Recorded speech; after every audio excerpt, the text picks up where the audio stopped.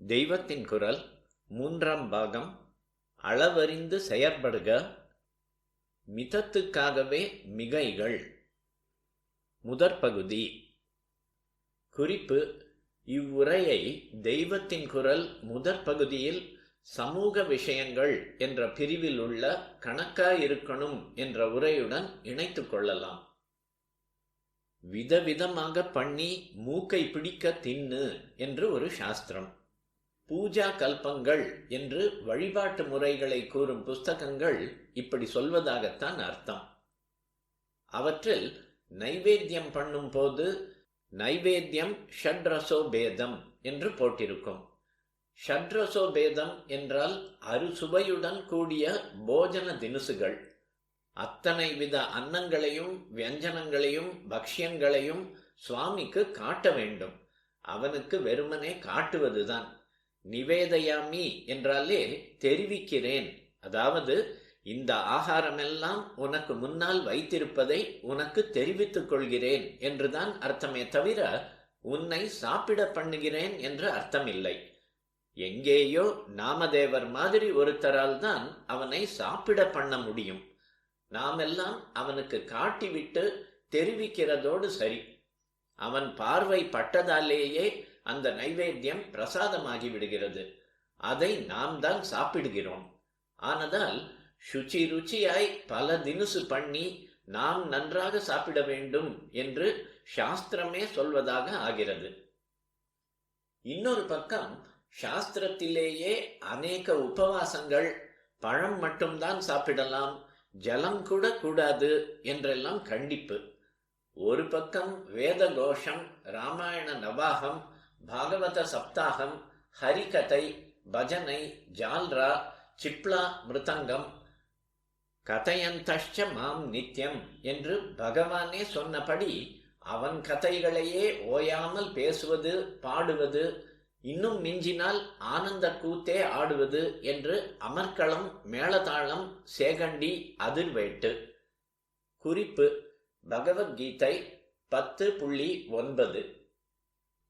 இன்னொரு பக்கம் லோகமே போனாலும் போகட்டும் என்று மௌனமாக மூக்கை பிடித்து கொண்டு உட்கார்ந்து விடுவது.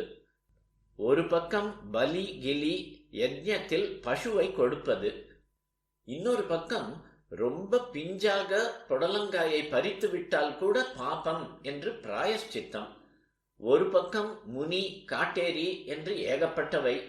அப்புறம் சௌமியமாக தேவதா ரூபங்கள், பலவிதமான கலர், 4 கை, 8 கை, 10 கை, 18 கை என்று அநேக மூர்த்திகள்.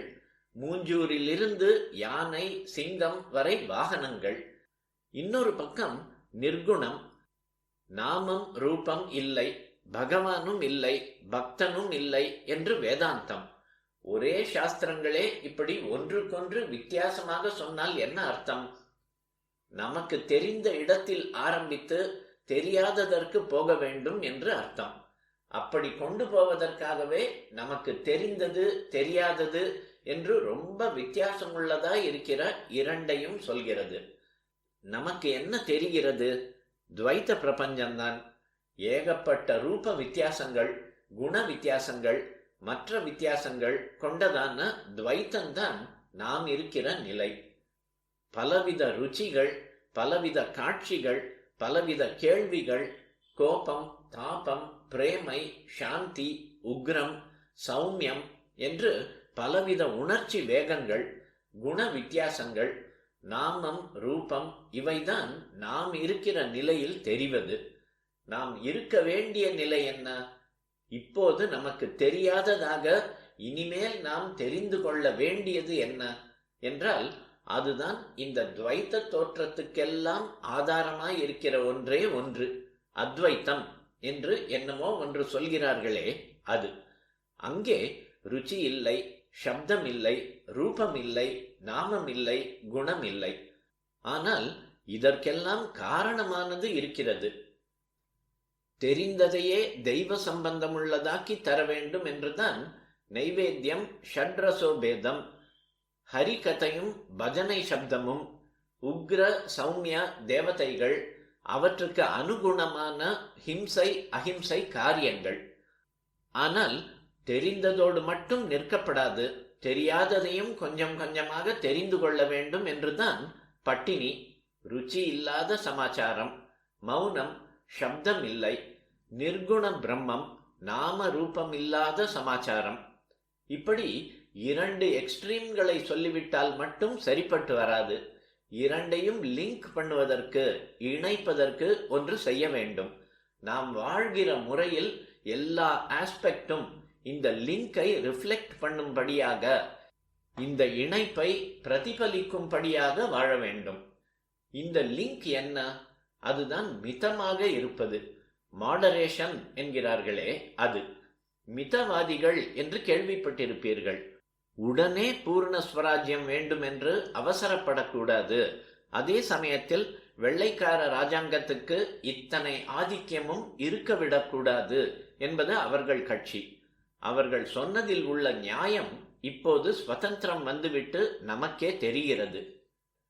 எதிலும் மிகையாக போகாமல் நடுநிலைமையில் இருப்பதுதான் மிதம். மிதம் என்றால் அளக்கப்பட்ட, அளவறிந்த என்று அர்த்தம்.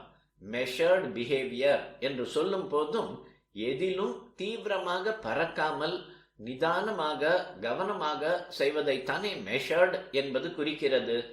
மெஷர்டு தான் மிதம்.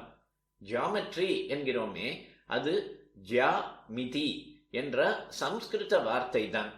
ஜ்யா என்றால் பூமி, மிதி என்றால் மிதம் தான், அதாவது அளக்கிற விதிமுறை.